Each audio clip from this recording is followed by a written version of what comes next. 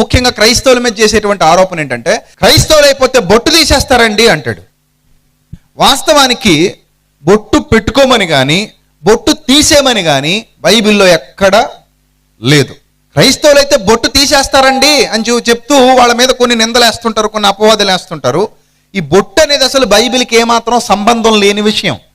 దేవుడు బ్రతుకు మార్చుకోమన్నాడు తప్ప బొట్టు మార్చుకోమల్లా. దేవుడు నరుని పైవేషమును చూడడు.